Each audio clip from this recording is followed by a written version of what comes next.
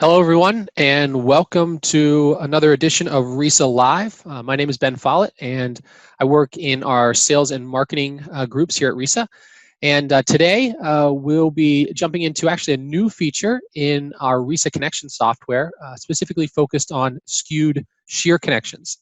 And so this is one of these features that was really widely requested from our users. And so based on those requests, based on that feedback, it's something that we've implemented in RISAConnection version 12. And so I want to go ahead and walk through that with you today.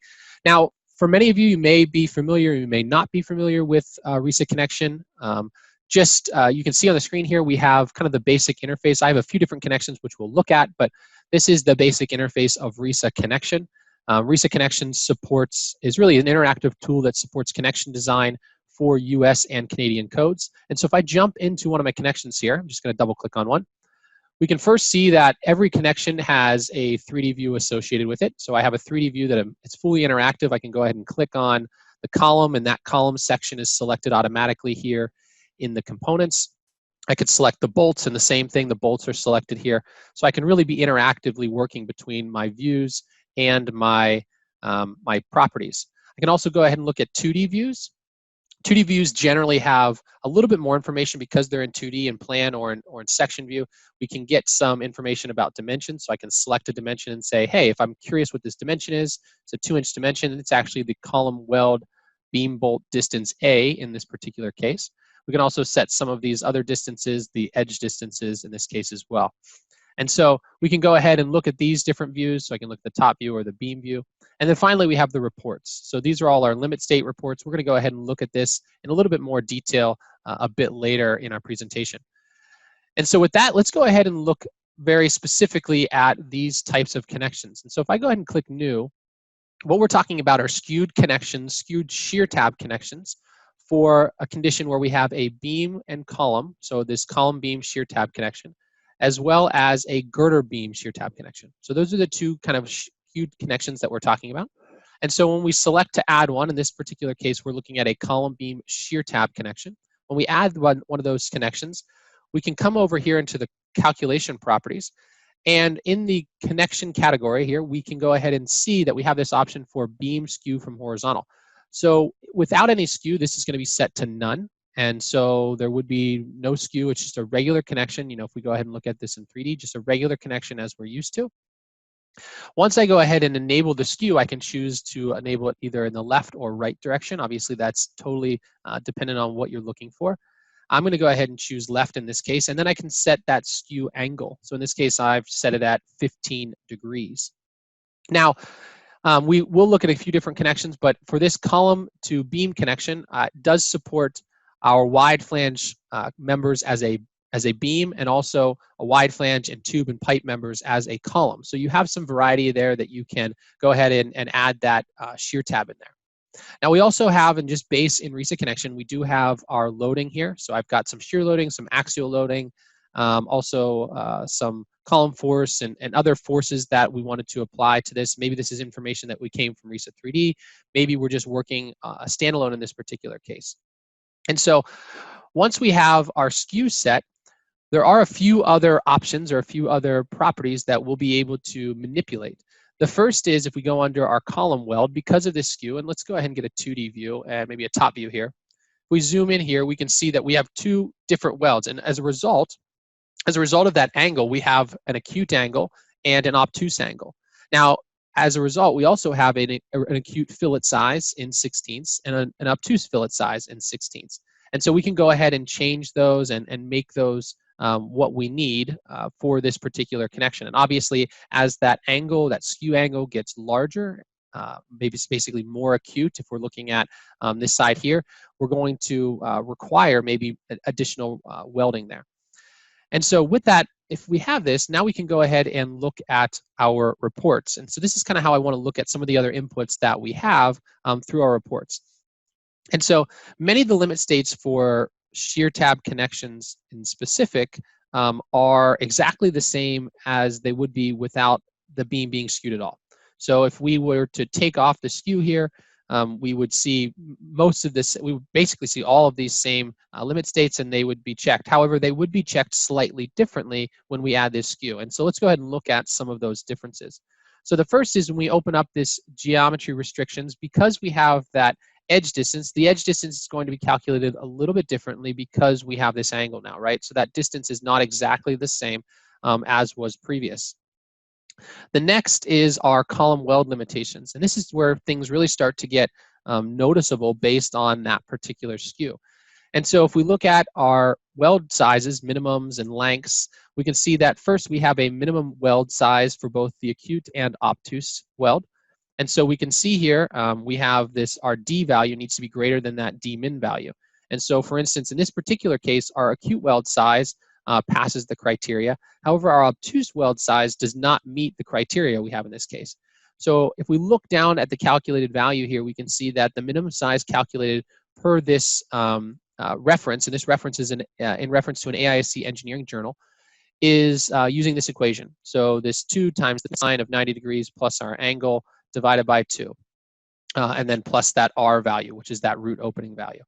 And so in this particular case, we have a obtuse fillet weld size of 4/16 or 1/4 of an inch, and that doesn't meet this this value. And so I'm going to go ahead and just increase this. Maybe we'll just for a little bit of play, we'll make this 6/16. And now, if you're not familiar again with RISAConnection, automatically this updates, right? And so this is just automatically updating as we're making changes to the model. And so we can see now that this connection passes. And if we look down here, we can see that our weld size automatically passes our minimum weld size.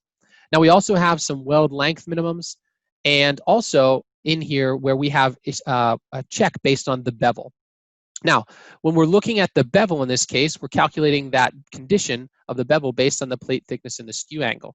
So as we increase that angle, we would come to the point in which we would actually want to or need to bevel the plate. And so if I get back to my 2D view here, you can see that that plate isn't beveled.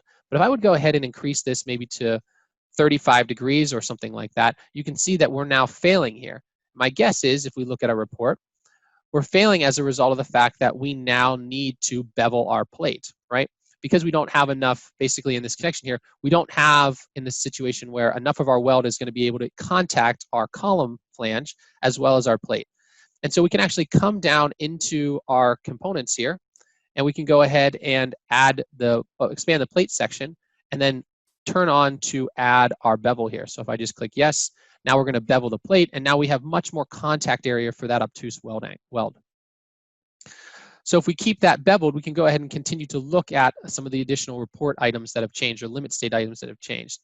The next that I want to look at is really down here in the column checks. Now, there are some beam things that are going to change a little bit. So for instance, as a result of this beam itself, because of the angle being beveled, we are going to get a reduction in the area of this particular beam that's being used. So that AG or that AN value that's being used here, because if we look at the line here, if we kind of draw a line through the bolt here, we don't have that full area of steel because of that bevel. And so that's going to be a reduction when we look at some of our beam limit states. So if we look at, for instance, beam shear yield, or if we had beam tension yield, we'd see that stuff.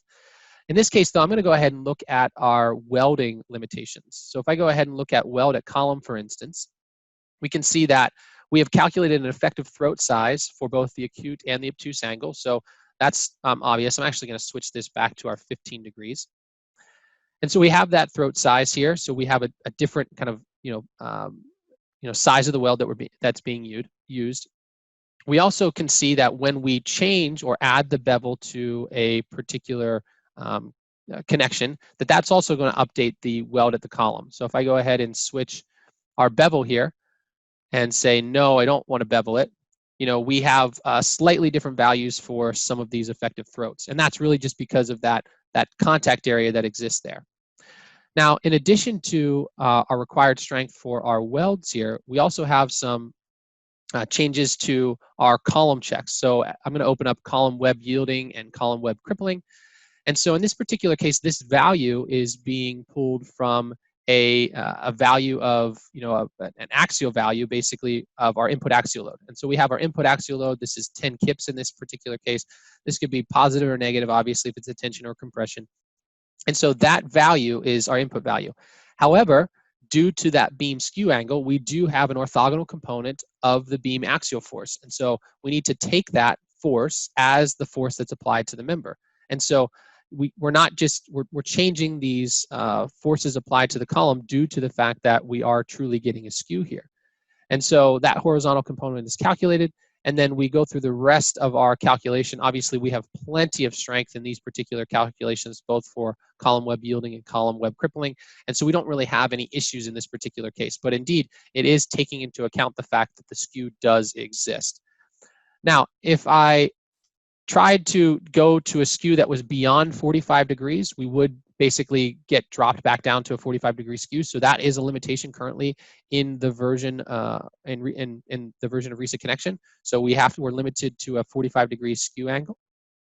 And in addition to the connection that we've gone through here, we also have the ability to support a girder to beam connection. So in this case, many of the same properties, many of the same components are available. Again, you can define the skew to the horizontal and the skew angle.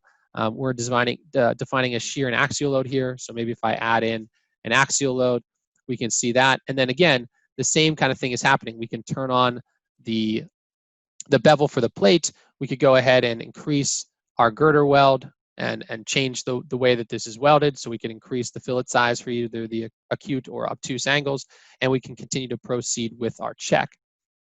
Now, once we have documented everything that we have here, once we've kind of gone through our setup and we want to document everything, one of the really nice features about RISAConnection in general is the ability to really create some really nice documentation output so that you can show, maybe it's a code checker or a senior engineer that's working on the project with you, exactly what you're doing. And so in this particular case, I'm going to go ahead into print report. And here you can see it's just a print report. We can print all of the available connections or only certain connections. So in this particular case, let me go ahead and just remove the connection. Maybe I just want to add in that connection 1 that we were working with in this particular case. We can choose the views or other information that we want to include. So do we want to include 2D views or 3D views? How do we want to include our limit state reports? So maybe I want to include the fully expanded view, basically show me every step of the calculated limit states that we could potentially use. Maybe I'll include the 2D views as well because I think those are pretty useful. And then I can go ahead and say I want to save this to a PDF. Now, I'm just going to go ahead and save this on my desktop. I'll just call this Skewed Shear connection and click save.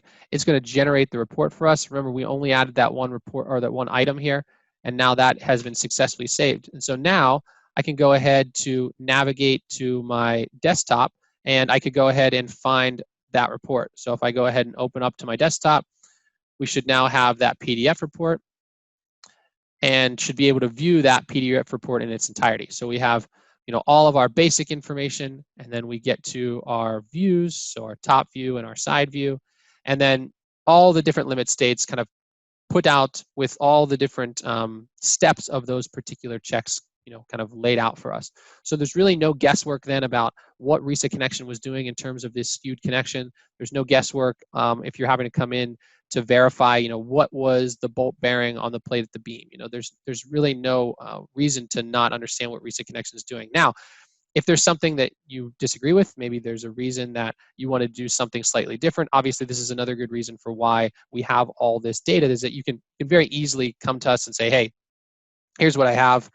I don't agree, here's an issue, I don't agree with that, or I'm getting something else when doing this by hand, can we check that? And we'll be able to look at that really quickly because we document all this information. So when you're ready, obviously you have this PDF, you can send this PDF off to whoever you need to. Now, if I jump back into connection, like I mentioned, we also have the ability to look at this same type of connection on, for instance, a tube, so a tube or a pipe. This is supported as well as far as the shear tab is concerned. And that's really the same as the standard kind of shear tabs that we have in RISAConnection, whether it was skewed or not skewed.